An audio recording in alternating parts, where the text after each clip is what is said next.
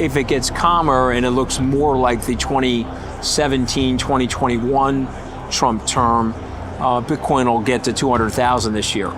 If you're telling me we're going to be in a protracted trade war, maybe it gets back to 100,000, but it's going to be very hard for Bitcoin to ascend to where I think it could go, and it really depend on the administration, in my opinion. If they calm down, Bitcoin will go to 200,000. Long term, over 5 years, Bitcoin will be several hundred thousand because the money printers turned on, not only here in the United States, but around the world. Scaramucci argues that Bitcoin is facing serious resistance due to macroeconomic uncertainty. While many expected the Trump administration to be pro-business, the reality has been different.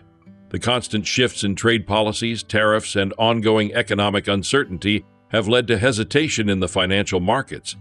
If the economic landscape stabilizes and mirrors the Trump presidency from 2017 to 2021, Scaramucci believes Bitcoin could soar to $200,000. However, if tensions continue with trade wars and conflicts with Western allies, Bitcoin may struggle to break past $100,000, staying stagnant in its current range. Please take a little time to like this video, subscribe to the channel, and turn on post notifications for more videos like this. You can also check out our other videos on cryptocurrencies and the overall digital asset space and drop your comments and observations in the comments section below. Everything you do helps with the YouTube algorithm and immensely contributes to the channel's growth. Thanks and enjoy the video. I mean, Bitcoin is being held back right now by the macro dilemma that we're facing. I think people were expecting the President Trump would be pro-business and he'd be pro-growth for the stock market. I don't think they were anticipating these sort of starts and stops with the tariffs and this level of uncertainty. And so if it gets calmer and it looks more like the 2017, 2021 Trump term, Bitcoin will get to 200,000 this year. If you're telling me we're going to be in a protracted trade war and we're going to be fighting with our European and Western allies, Bitcoin will probably hover near here, maybe gets back to 100,000, but it's going to be very hard for Bitcoin to ascend to where I think it could go if we were just in a more normal environment. Normal being proper intersection between government and finance. Well, long-term, Bitcoin's going to be okay. I think the question was, what's Bitcoin going to look like at the end of the year? Sure. And it really depend on the administration, in my opinion. If they calm down, Bitcoin will go to 200,000. Long-term, over 5 years, Bitcoin will be several hundred thousand because the money printers turned on, not only here in the United States, but around the world, and people will start gravitating to Bitcoin because of the properties associated with Bitcoin, and we and many people in our industry believe it's a store of value, and I think other people will draw that conclusion as they start to see these meta forces. But I think what the Secretary is saying is true. You can't go from $4.5 trillion of spending and 6 short years later you're at $7 trillion on your way to $9 trillion and say that that's sustainable. It's just the math isn't going to work for the United States, and you'll force more extreme politics into the country because you're not going to pay the debt back. Let's just be honest with everybody. You're going to monetize that debt. And so what you'll do, if you create 8% inflation in the country, which we had in 2023, well, you've just wiped out 8% of the country's debt. Okay, you can have it nominally, but it's worth less. And so to me, the right thing to do is to get the country on a more sustainable path, but the wrong thing to do is to push the country into austerity. If you push the country into austerity, you'll touch off negative thinking in the country, and you'll touch off a negative, vicious flywheel that will lead to deconsumption and lead to a recession. If Bitcoin went from 16,000 in January of 2023 to, let's call it 80,000, and SkyBridge had a 25-ish% position in its overall portfolio in Bitcoin, you'd have to imagine that we've had a couple of really good performance years. And so what I said from the stage here at DAS, and I'll say to you guys, and I would say it globally, is that we're going to hold our Bitcoin position and possibly even expand our Bitcoin position. And I'll take the position that Bitcoin may muddle a little bit this year because of the metadata and the macro economic forces, but I think it's probably a 5x in 5 years. And so I'm going to hold that asset, and I think we're going to get rewarded for that. Now, will there be volatility? Sure.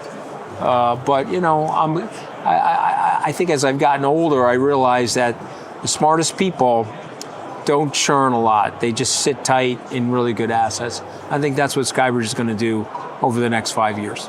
You know, let's steal something from the Chinese for a second. The U.S. government has to think in 10, 15, 20, possibly 25-year movements. We don't have a project 2049, okay, but we need one, right? And so what is that project? How do we look over the next 15 years? You can manage the deficit, and you could reduce the deficit as a percentage of GDP, and you could do it gradually, which wouldn't cause recessionary or austerity-like pain. So, you know, the problem is you're dealing with the president. And so Scott's hamstrung. If Scott was dealing with a more rational political leader, less self-absorbed, you'd be able to sit down with him and say, okay, here's what we need to do. Return to pay-as-you-go legislation, which worked in the 1990s. Benchmark with our colleagues in the Congress certain levels of spending, and this continuing resolution that's taken place for almost 13 years now in the American government. And you could get things right-sized, and the markets would be very satisfied with that. No one's suggesting that the current spending should grow and get out of control. But there's a methodology to slowing down the spending that won't overly hurt the economy, the markets, or lower or middle income people. But I'm not going to get a lot of attention if I'm President Trump saying all that. It's more interesting and it's more addictive to go on and off with the tariffs and get a lot of news attention and have these sorts of microphones in my face in the Oval Office all day. Scaramucci criticizes the Trump administration's approach to tariffs, arguing that these measures are outdated and counterproductive in today's global economy. He gives a striking example of the lobster industry. Lobsters caught in U.S. waters are processed in Canada, incurring a 25% tariff when exported and another 25% tariff when re-imported. This makes U.S. lobster farmers uncompetitive and economically vulnerable. Similarly, oil production and refining have become deeply interconnected between the U.S. and Canada. If heavy crude from Alberta is redirected away from U.S. refineries due to tariffs, it would create massive inefficiencies and drive up costs. This could be a contrary thought. I think that long-term thinking would suggest that you need more stability and you need more peace, which will create greater prosperity. And I think if you look at mainland China's economy right now, that economy needs to heal and possibly reset and restart its growth. It has languished for a few years if you just look at the data. Again, that's the Chinese government's data, and that could be understated or overstated, but I'm just going off of their data. The economy is not doing as well as they would like it to be. So it's not clear to me that the quote-unquote Silicon Shield is in play at this moment. If you take the argument that the president wants a multipolar world where Xi is controlling a part of the world and Putin is controlling a part of the world, and let's say Trump is controlling North America, which in his mind would include things like Canada and Greenland and possibly the Panama Canal.